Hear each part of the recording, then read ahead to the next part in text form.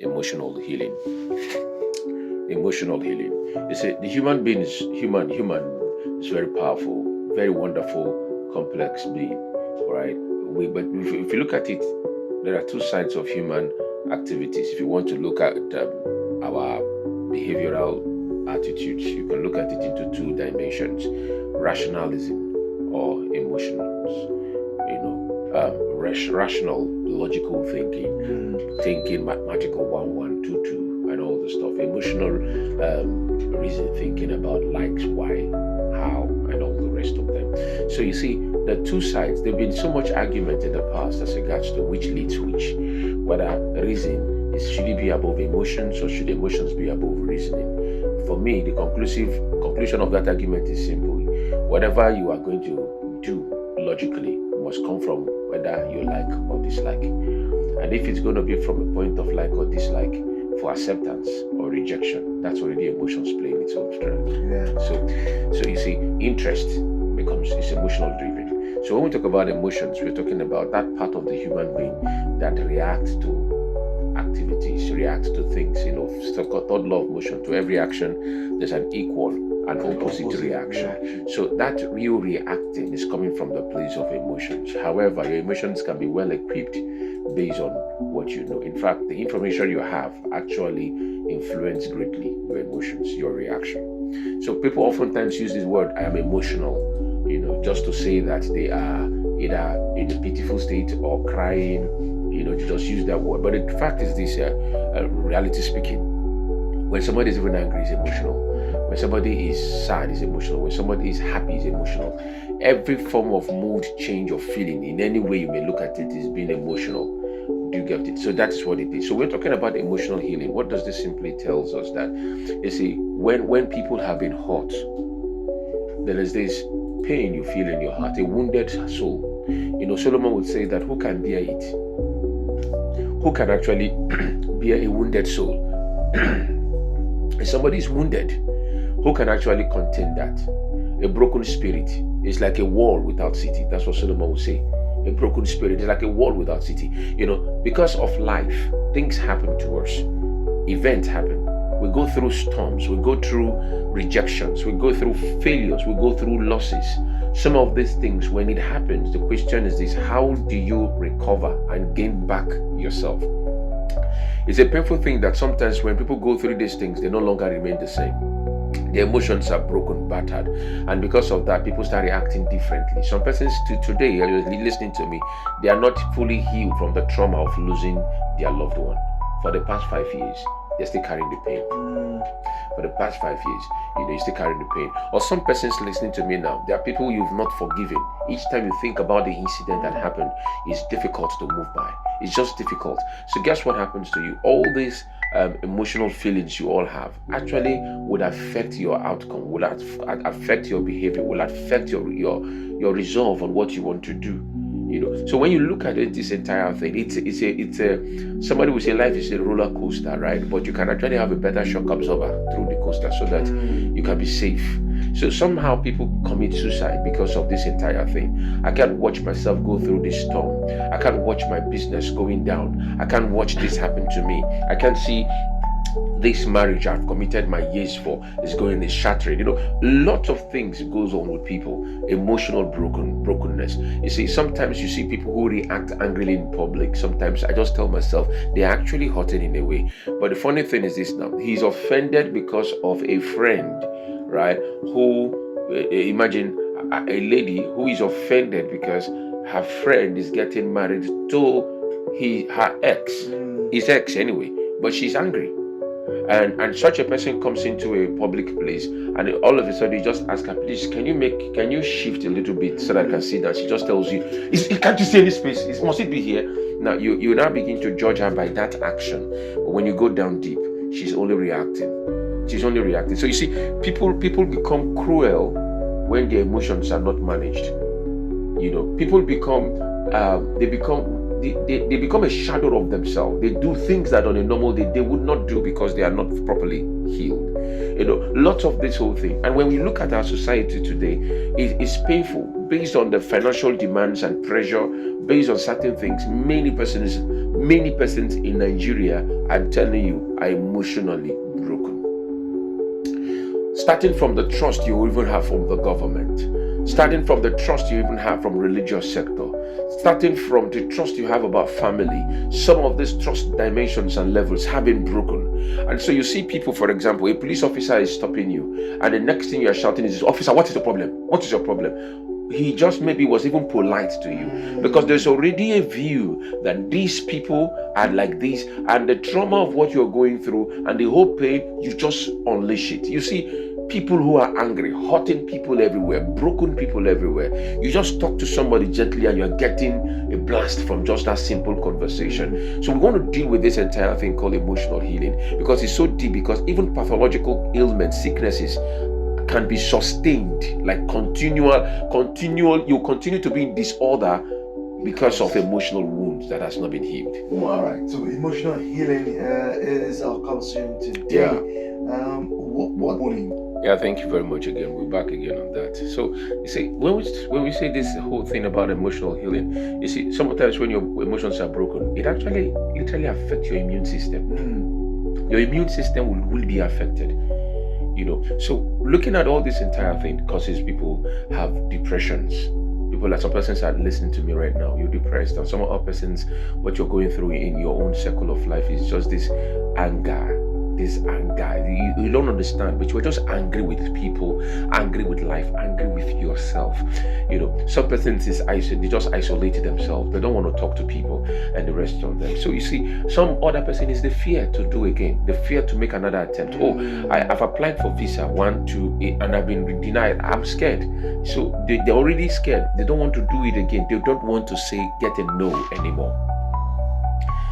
Now a young man is coming for your hand in marriage, but you're still scared. You're scared because of what? Why are you scared? Because you saw what your mother went through in marriage, and that fear is still keeping you from committing to marriage. And the same thing, you go close to some young men, you're 35, 40, why are you not married? It's like they shake it up. When you get close to some of them and discuss with them, you will see the emotional wounds that they are carrying. And it's painful that most emotional damages or wounds, people carry it along. There's what you just cope with it, the coping mechanism. You just cope with it and just like shake it off, and nothing like that, just shake it off. No, and it's still there. But the funny thing about this entire thing is that while it's still there, it wouldn't leave you the same. It actually has a way of conforming your behavior, conforming your perspective of life, how you see things in life. You start seeing things even through that little lens of that pain, in one way or the other. Some of you listening to me, I remember one of the days we had a program here, still in the studio some time ago, and the man was calling and said, he called and said that he has to go to the restroom to make that call, because he doesn't want his son rather, and the wife to hear the call, and he was crying. He said he's not yet healed from the abuse he had when he was in secondary school. Think about that. He's a man now, but you see the pain. And the pain, he said something that he wished he could one day meet that man. Now you could imagine. And the funny thing, you will not even know what he will do. And I don't even pray he meets him, to be very honest, because he has a family now.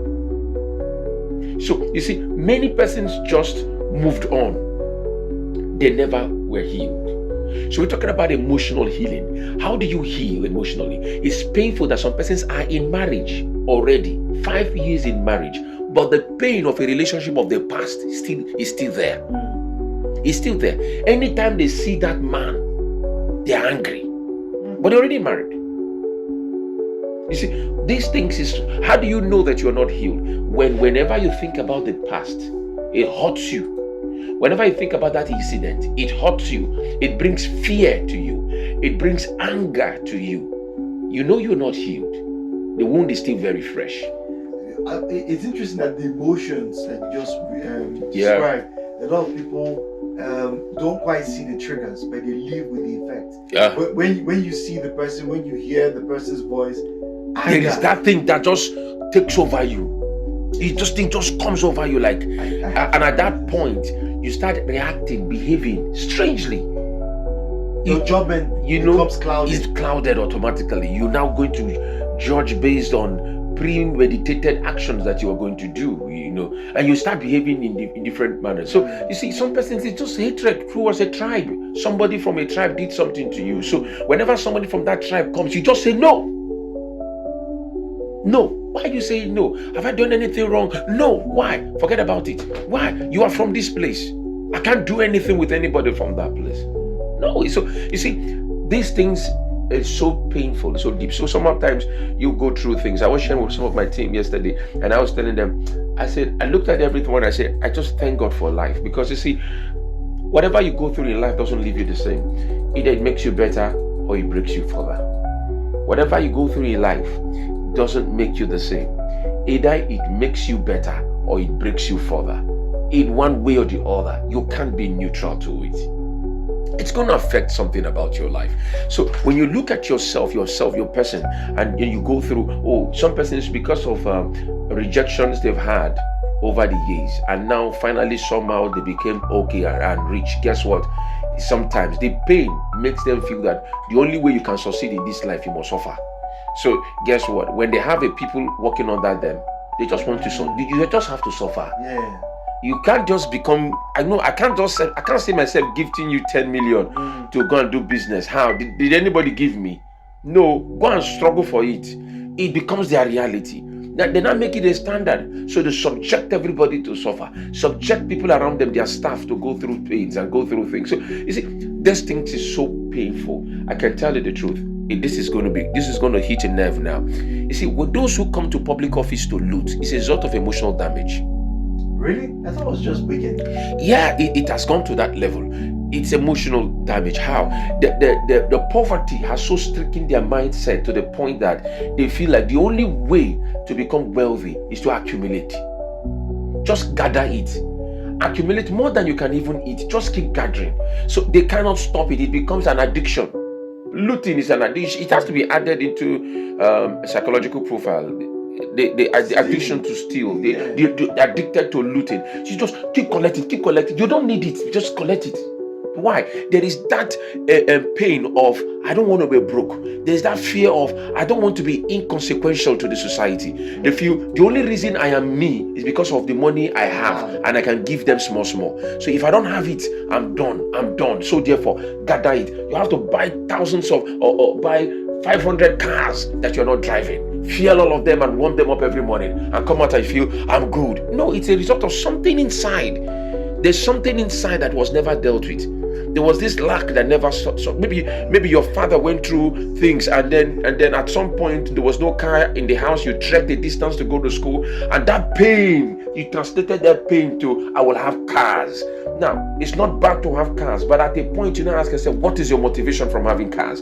Trace the roots. Somebody refused to give you a ride some years ago, and that pain and rejection, that anger made you say, I will have cars. So you are ready to just keep having cars. You are not driving them, just have them. But still more, and get more. It becomes a problem, emotional brokenness. So you see, Nigeria needs to heal.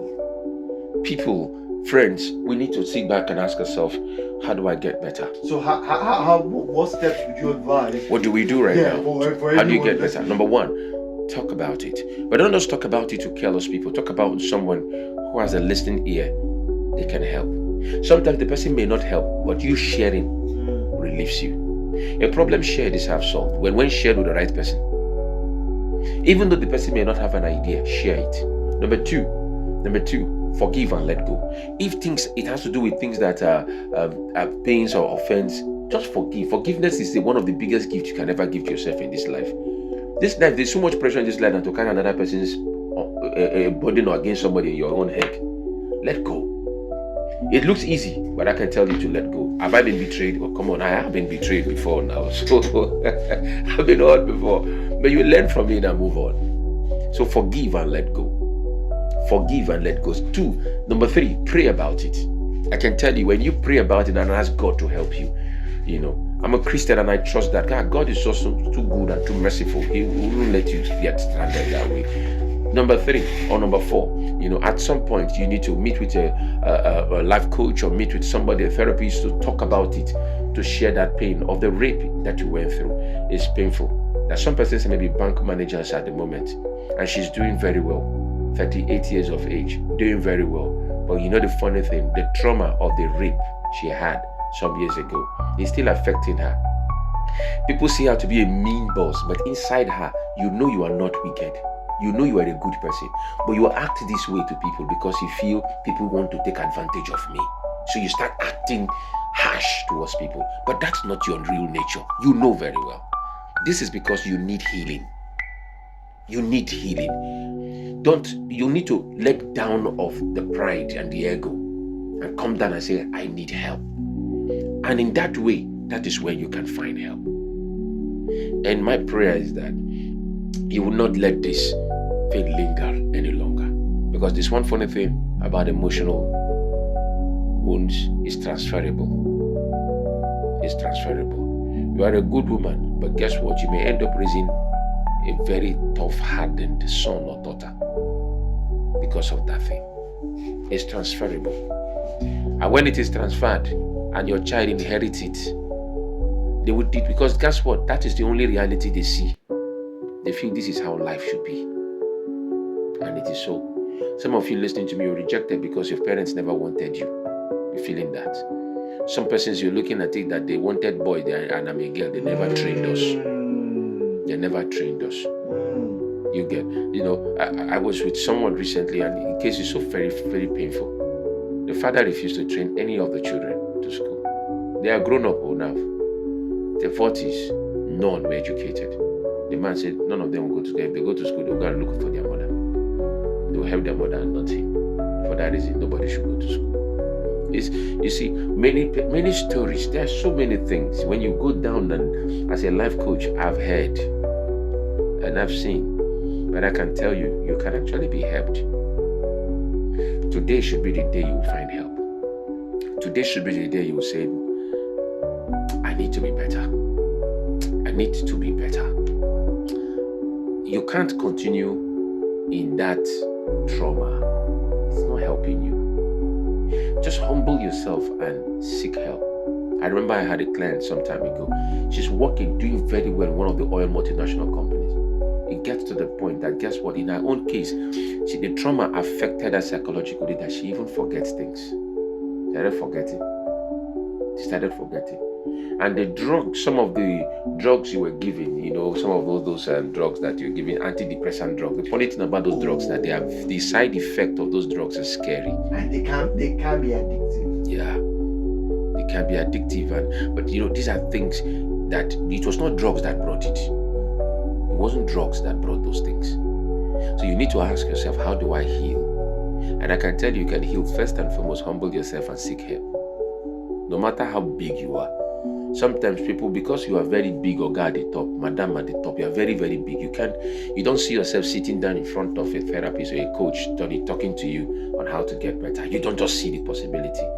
No. Your life is important and people still love you. There are still some persons who still love you. There might be somebody listening to me now, you feel that everybody hates me. It's not true. It's not true. It's not true. So you can be helped even this moment. And I believe we're learning something today.